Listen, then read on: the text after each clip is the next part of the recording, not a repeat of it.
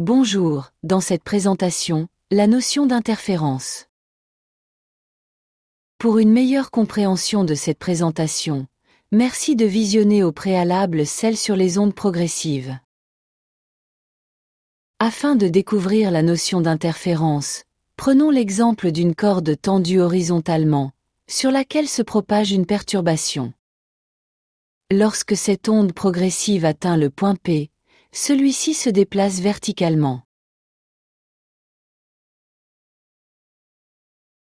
À un instant donné, la position du point P, par rapport à sa position d'équilibre lorsqu'il est immobile, est appelée élongation en P.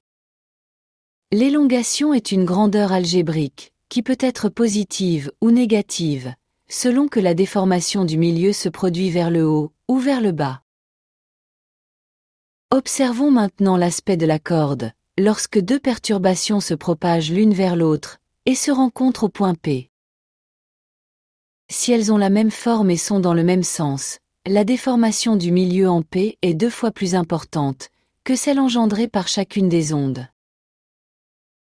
Si elles ont la même forme, mais des sens contraires, il n'y a aucune déformation du milieu en P. Ainsi, à chaque instant, l'élongation résultante en P est la somme des élongations dues à chaque onde.